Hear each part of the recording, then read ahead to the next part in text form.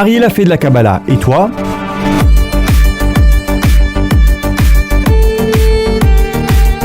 Ariel Hachetboun, bonjour. On rappelle que tu étudies la Kabbale et la Chassidoute avec un maître en Israël et que tu transmets à ton tour le titre de tes livres Une année avec la Kabbale, secret de la Torah et des faits juifs qu'on retrouve sur Amazon.fr.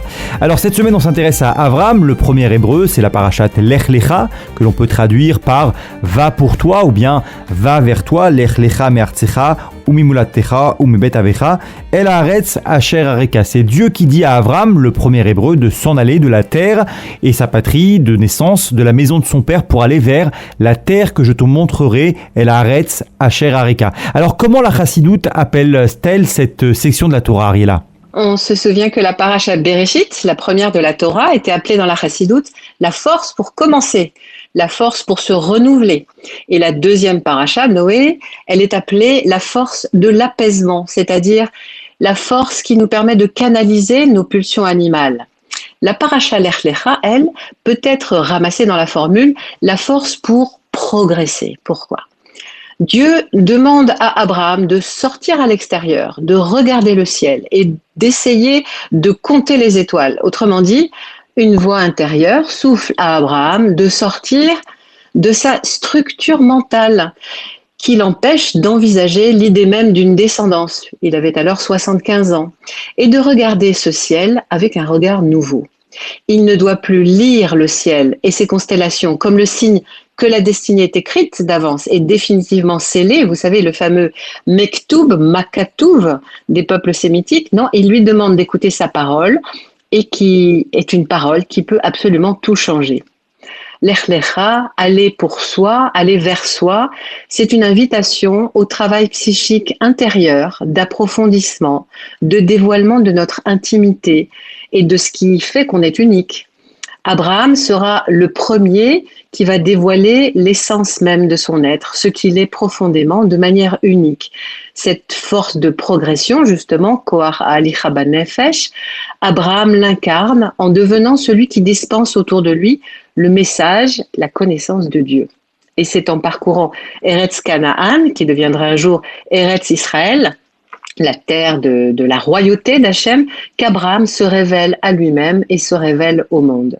Alors pour résumer, c'est tout l'Lech Lecha qui nous enjoint d'aller de l'avant, de ne pas rester statique, de progresser toujours, de faire ce qui doit être fait, de briser nos idoles. Qu'est-ce que ça veut dire briser nos idoles ?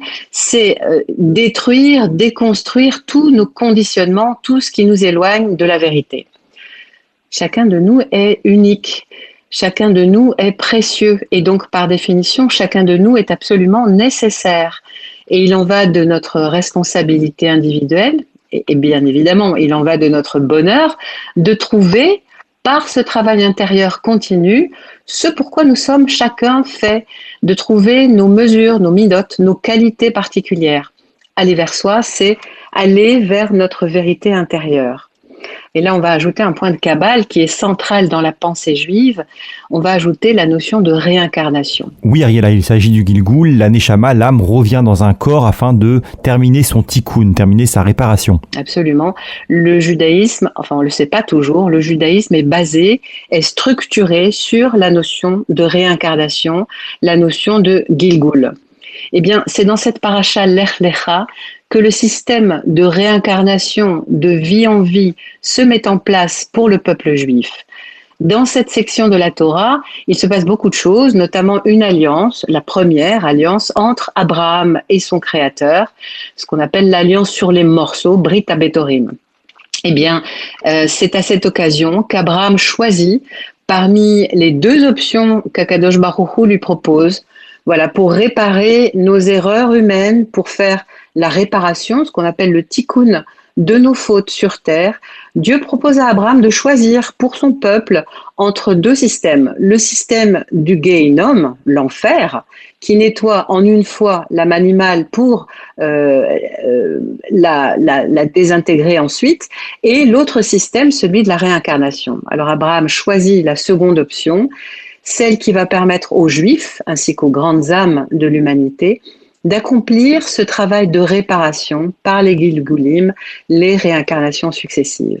Dans ce système, les épreuves de l'existence sont présentées de nouveau à l'âme qui s'est réincarnée si elle a échoué dans ses vies antérieures, de manière à ce qu'elle puisse s'y confronter de nouveau, prendre les bonnes décisions et donc apprendre, surmonter l'adversité et comme ça s'élever de vie en vie, de niveau en niveau.